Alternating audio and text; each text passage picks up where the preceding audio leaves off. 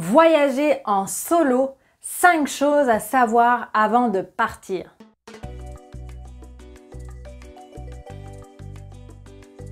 Bienvenue à vous les filles sur la chaîne de Challenge ta vie. Si vous ne me connaissez pas encore, je suis Sarah, votre experte en confiance en soi grâce à la puissance du voyage transformationnel.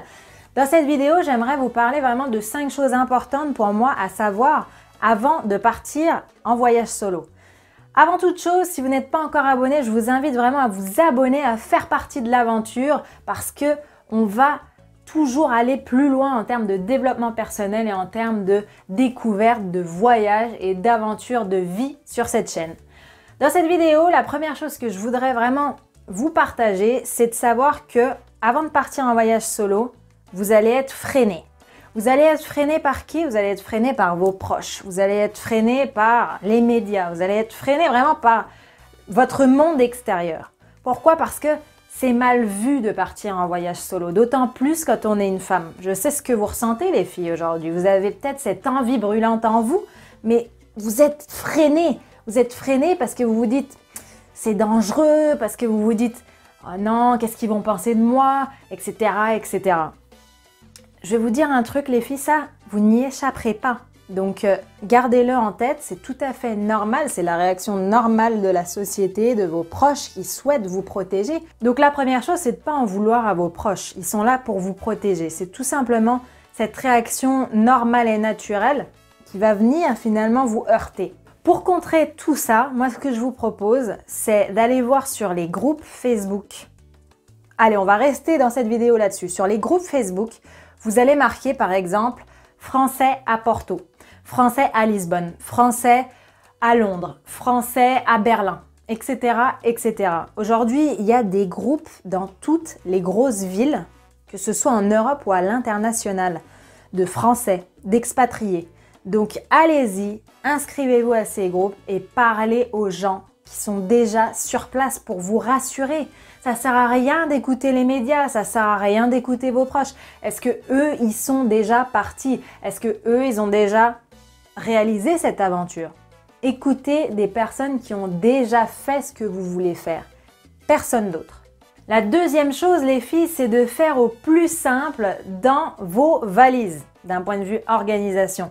C'est-à-dire que là, vous allez être en voyage solo, il n'y aura personne pour vous aider à porter les valises. Donc, vraiment, faites au plus simple, prenez le minimum syndical parce que derrière, vous allez devoir vous taper le sac 24-24, 7-7.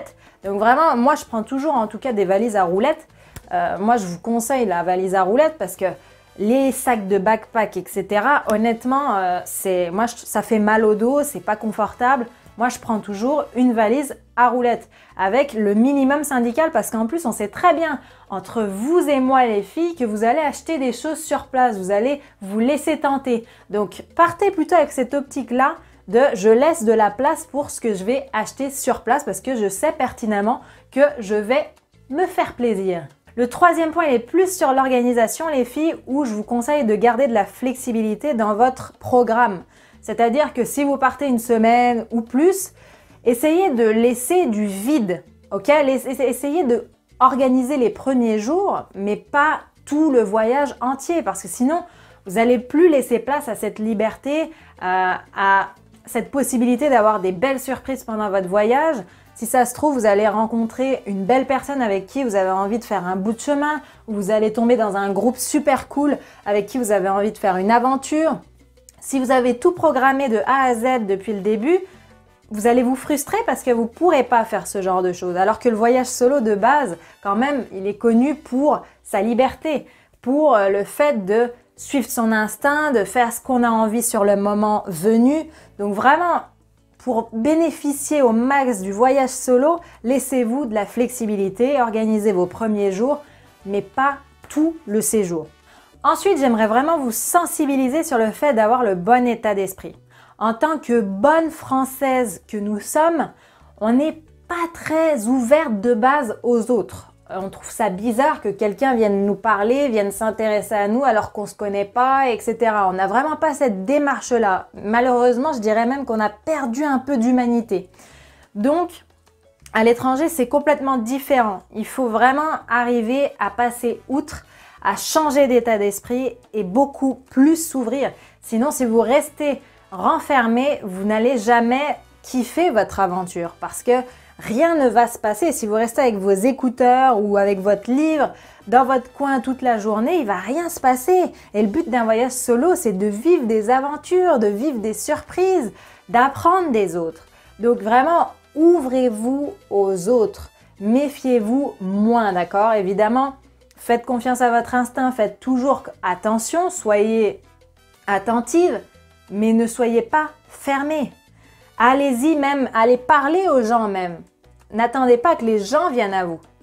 Allez parler aux gens, faites le premier pas, intéressez-vous et vous verrez que derrière, ça va dérouler. Ça va dérouler parce qu'il y en a plus d'une personne comme vous qui voyage solo et qui attend que ça, qu'on vienne lui parler. En d'autres termes, apprenez à refaire confiance à l'humanité, à refaire confiance au monde, à l'humain. Parce que vraiment, on se rend compte à l'étranger à quel point l'humain n'est pas si mauvais comme on le dépeint, encore une fois, dans les médias ou dans la société en général.